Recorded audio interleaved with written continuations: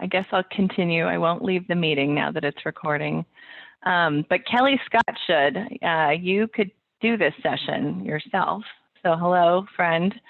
And others, my name is Cara Lewis. I'm an associate investigator at Kaiser Permanente Washington Health Research Institute, and have been working in the measurement space for over a decade now with several colleagues whose work will be represented here today.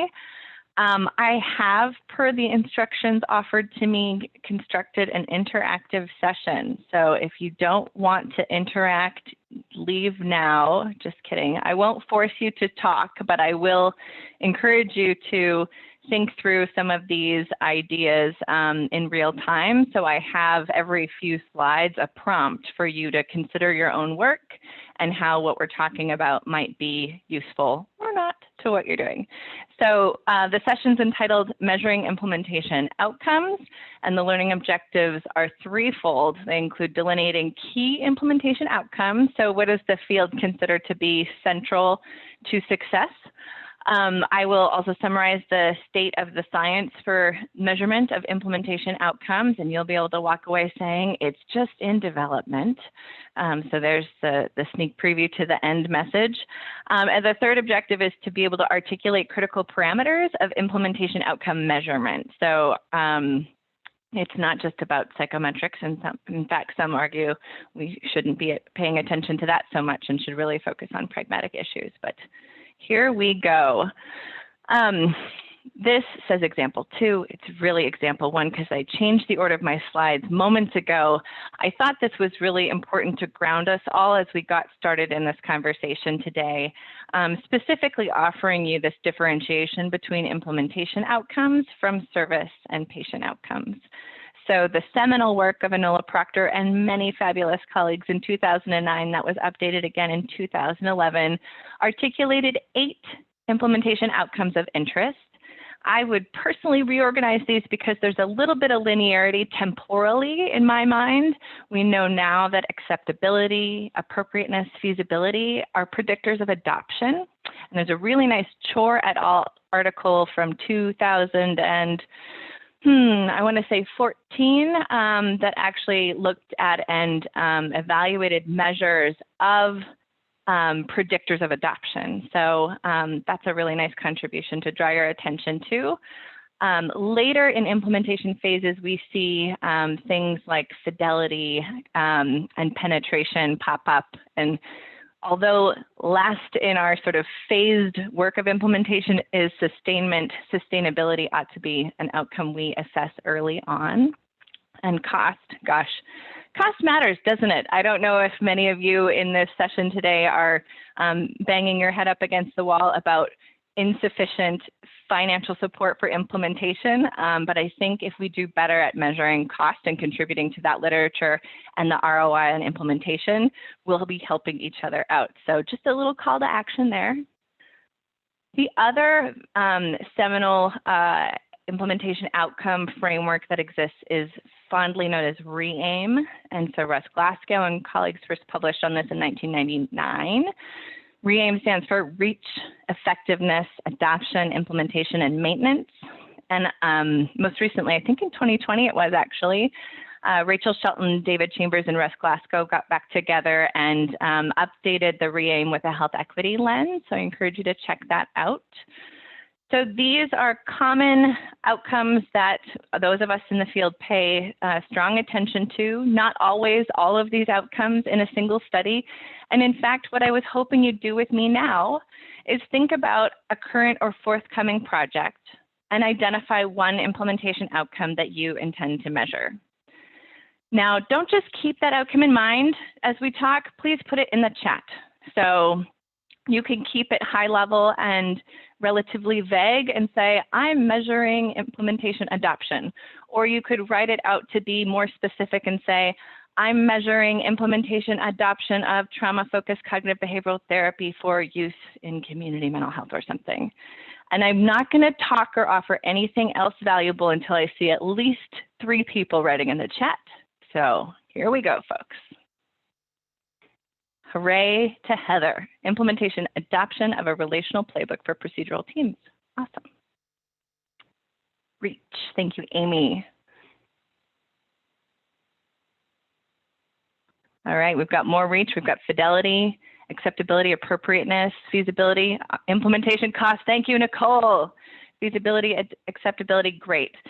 So keep these at the forefront of your mind. Hello, Erica Crable. It's nice to see you in the chat as we go through today.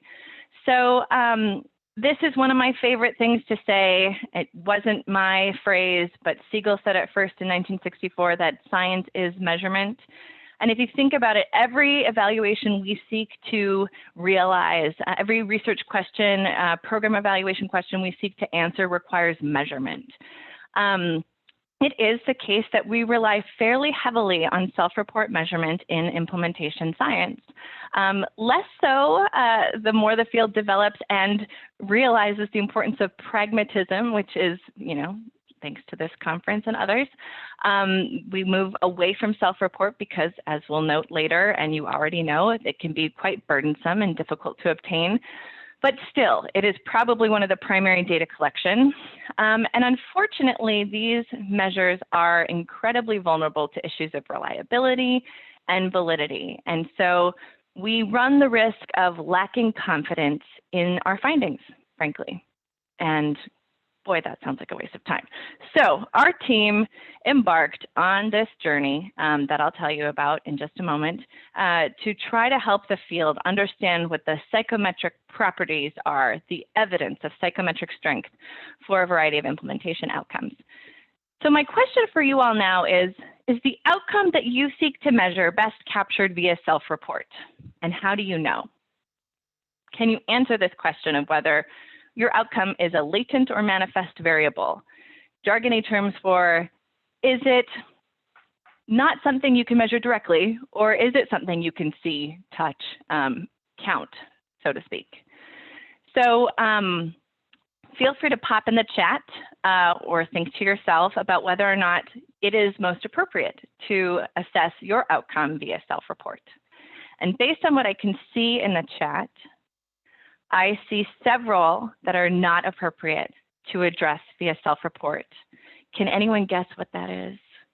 Kelly Scott, please tell us. No, I don't mean to put you on the spot. Fidelity, challenges with self-report. Thank you, Erica. Especially in a field that, a setting that I work in very frequently, fidelity is actually something that changes over the course of implementation in terms of its accuracy of report. So early on, providers think that they have high fidelity. They learn what it is they're actually supposed to do. Then their self-report ratings of fidelity plummet. And then you start to see them climb as we start to understand, as they start to understand what it is they're being asked to do in a more meaningful way. And yes, Heather, thank you in the chat for calling out that self-report is to assess perceptions, beliefs, attitudes, ideas that people have. So ask yourself when you're about to send out a survey, do I really care about how well they think they're doing, or do I really care about how well they're actually doing from an expert perspective? Or do I really care about perceptions of adoption? Like, yes, I think that I am willing to take this on and use this universally, or do I want to see if it's actually been adopted universally by my staff? So there has been a flurry of work over the last decade in terms of trying to understand and synthesize and report out on the state of implementation science measurement. Some of these systematic reviews, it's just a subset are showcased for you here. And these all had really unique, important contributions. And at the same time, across the host of those studies that I just showed, only 2 evaluated measures content validity. So like how well is the measure actually assessing what it's intended to? And of those that had an assessment of content validity, only about half actually had established content validity evidence, which is a little bit nervous making. And nearly half had not ensured that the items represented all facets of a known construct, which means we're on some shaky ground in terms of our measurements, at least back then. Those were from probably up to about 2015, those systematic reviews. The other things that we see often is that people are not often precisely defining their constructs or linking construct definitions to theory or creating these nomological networks of what a construct is and what it isn't and what it's related to. We won't have time to get into that today, but all of this to say, we wanted more precise information about the various psychometric properties of measures for implementation. So we brought measurement theory to bear, our team did, to try to describe, categorize, and evaluate the quality of measures, improve their usefulness, accuracy, and meaningfulness, and perhaps come out on the other side with some methods for developing new high-quality measures. And the caveat is to say we were relying on classical test theory, and this is not the most sophisticated theory to guide measurement. I'm sure you're aware of item response theory and other approaches that are coming into greater use these days, but the majority of measures that do exist are consistent with classical test theory, so that is where we sat. And this is probably another thing you're familiar with. The CFR, the Consolidated Framework for Implementation Research, organizes constructs that are relevant to implementation according to 5 domains. The intervention itself has characteristics, the outer setting, inner setting, characteristics of individuals, and the process. We thought if we were going to produce something useful for the field, we should use a relatively comprehensive framework, which we thought the CFR was when we started this work in 2010. And it has 33 constructs, or if you count subconstructs, I think it's more like 43. My math is going to be wrong here. But we paired the CFR with the Implementation Outcomes Framework from Proctor et al. When we embarked on a series of systematic reviews that the National Institute of Mental Health funded. Here's a little pause for you to think back again at the outcome of interest for your work. Are some of those CFR factors related to your implementation outcomes? So take a moment to think about that. And I would like to see in the chat 1 or 2, when you think about the outcome you're trying to achieve, what it is you're tuning into and why. And going back to the slide that is your prompt for this part of the exercise, my team has done a lot of thinking around causal pathway diagramming. This is artificially linear and acknowledged to be parsimonious, overly so, but a useful way of mapping your constructs of interest. So if you're interested, here's a paper up in the top right corner. You have your, I call them distal implementation outcomes because frankly, I think there are so many things we ought to be measuring before things like adoption, before things even like feasibility, that give us a clue as to whether or not our implementation strategies are working to address the barriers in front of us. And oftentimes those CFR constructs are actually barriers, and you need to understand what mechanism must be activated in order to address those barriers to achieve the proximal and then distal outcomes. And in brief, I'll just mention that CFR constructs also can be moderators, interpersonally, organizationally, system level, and we have to be paying attention to preconditions. So that was just a brief tangent on causal pathways. Anyone have any CFR constructs related to their outcomes that they can share in the chat? Just curious to see what comes up for folks, and I'll go back. If I can go back in time. Implementation climate, thank you, Jess. Any of these others seem highly relevant to the work you're doing. That might be threats, or might be facilitators, might be moderators.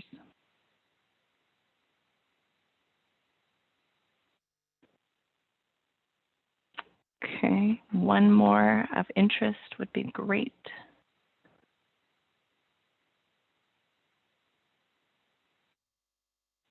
All right.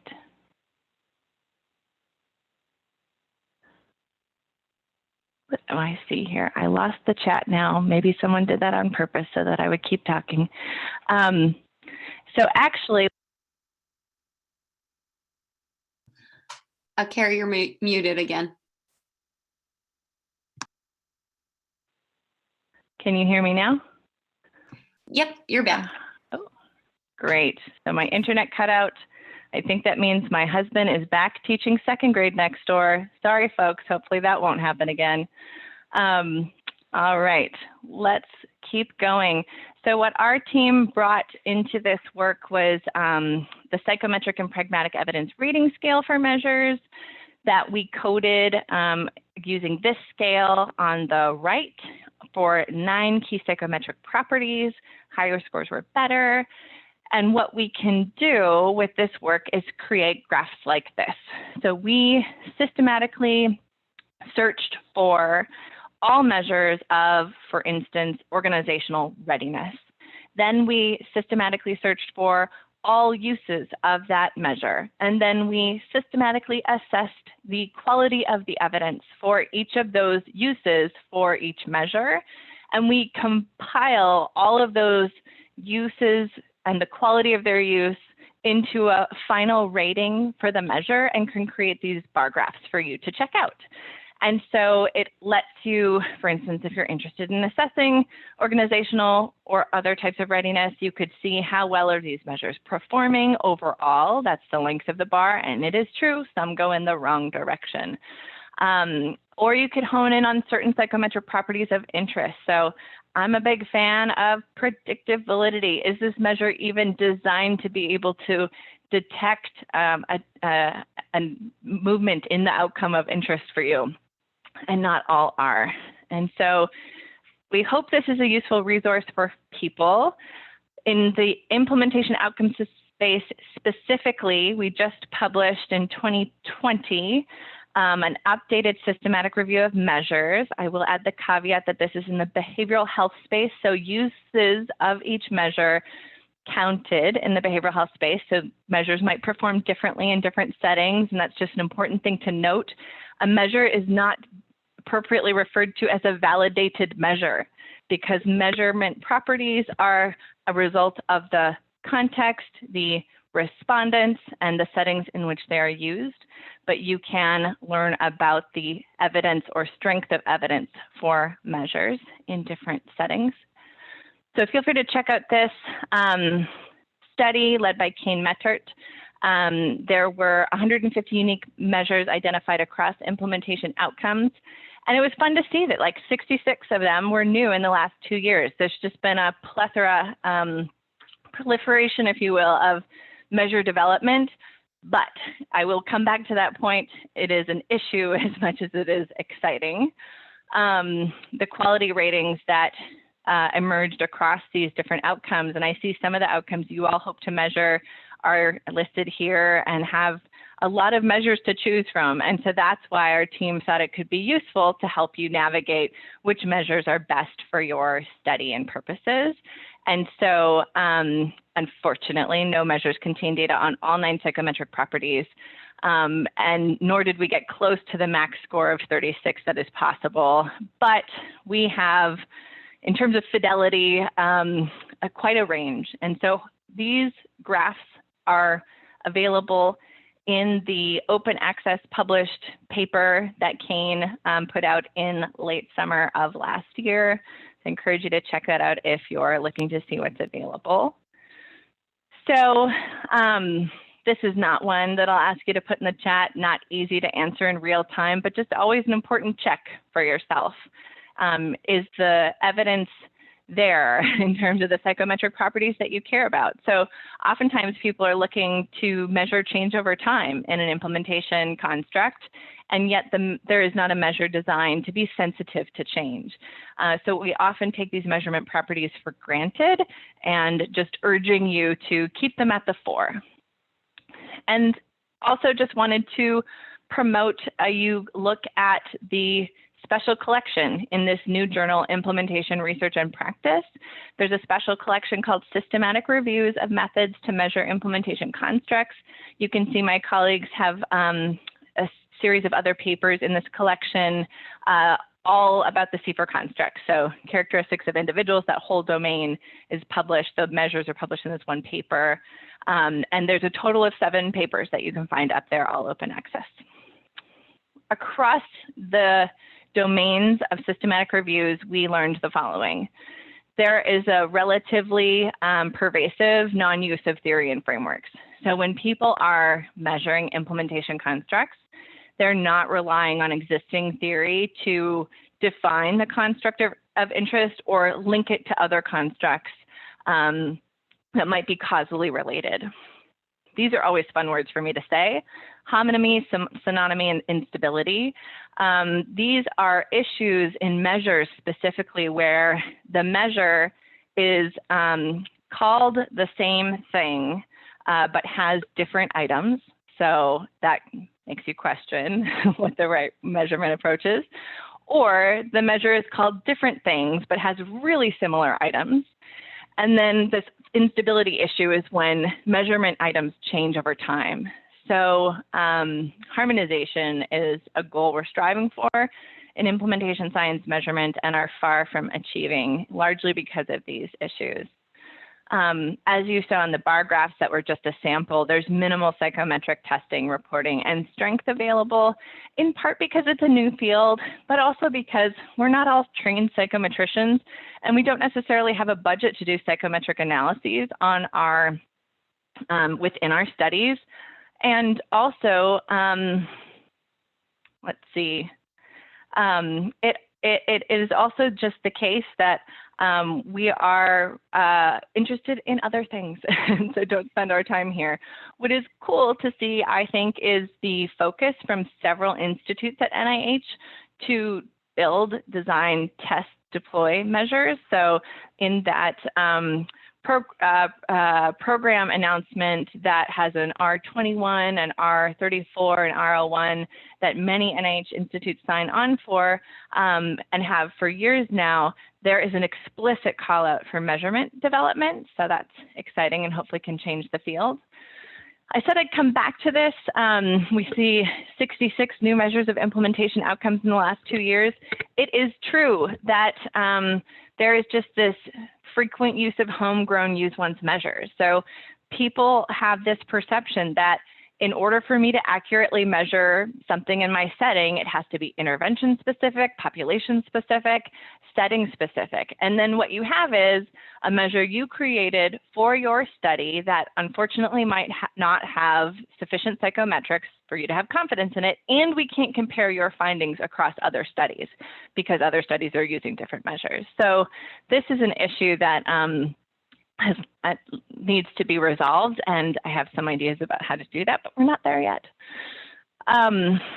There's an over-reliance on self-report, and so people are using self-report when they really should be using pragmatic administrative measures or observational techniques or more aggregate level approaches. And then there's this lack of attention to pragmatic relevance that I'll speak about briefly and get into some of these other things in a moment as well.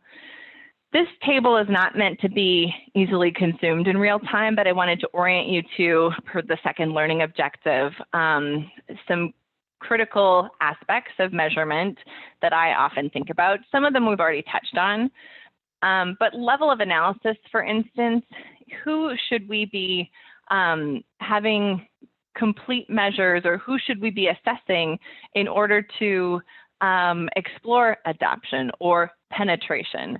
And I've talked about theoretical basis. Other terms in the literature, this is just important because synonyms are abound in implementation science. When should we be measuring this particular outcome, which is the focus of this session? But you should ask that question across any construct of interest. What phase of implementation is it most relevant in? We talked about latent variables, and then example methods of measurement, self-report or over-relied upon, and so there are lots of different ways that you could approach things. If you're interested in consuming this table more slowly and carefully, it is in the D&I Research and Health book that Proctor, Brownson, and, oh dear, I've forgotten the third editor's name, but they published in 2017, the second edition, I think it was. And we've got a chapter in there, so you can check that out.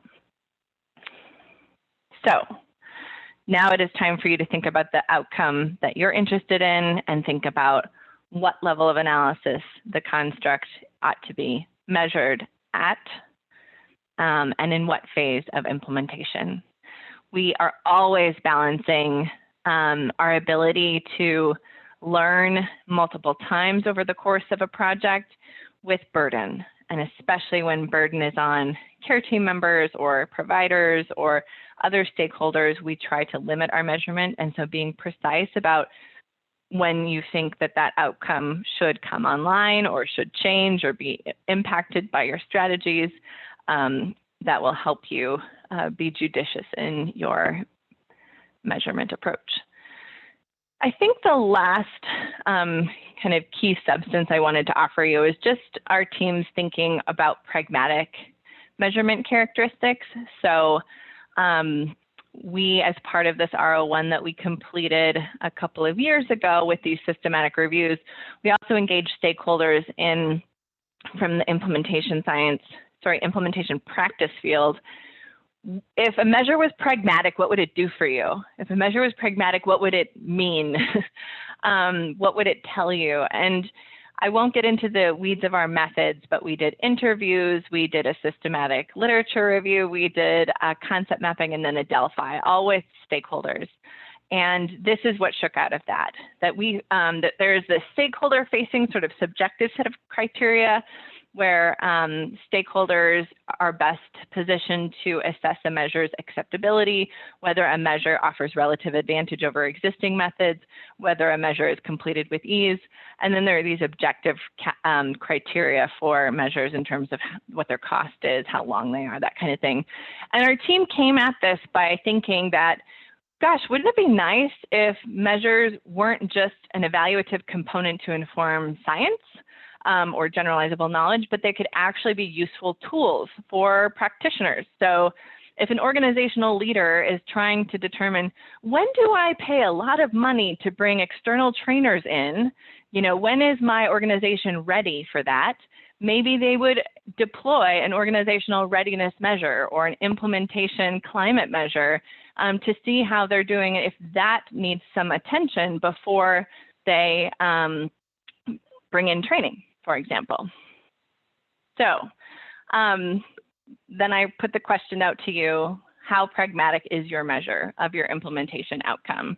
If you're measuring acceptability or feasibility, as some of you said in the chat that you are, what advantage does it offer, that particular measure, over existing methods? Maybe organizations already have approaches to measuring acceptability that are less systematic, and they just don't see the value in deploying a quantitative measure or survey for something like that. What I thought we would wrap with before questions is just this article that offers additional resources in the measurement space. So after an invited NIH working meeting in 2014, I think it was, several of us got together and just scanned the field and found 17 measure resources, 12 of which were static reviews, 5 were web-based. 14 of 17 were publicly available, 10 had quantitative measures as their focus. 9 actually provided the measures themselves. So if you went to a repository, you can actually get your hands on the measures. And 6 of those 17 included reliability and validity information. And on that note, I will acknowledge funding for this measurement research, my key collaborators who continue to nerd out with me in this space. Little plug for CIRC that does actually house our measurement repository that features our early work, and CIRC actually, I think, just decided a couple of weeks ago to do an update to that repository based on the 7 published papers that are available to you open access, but would just be navigable in a different way on the CIRC website. And thank you for hanging in through my technology glitch and nerdy measurement work. And with that, I will stop sharing and take questions. I can see the chat. I would love to see faces if any of you have some, other than your pictures. And we have, let's see, about 5 minutes, so probably can handle 2 to 3 questions.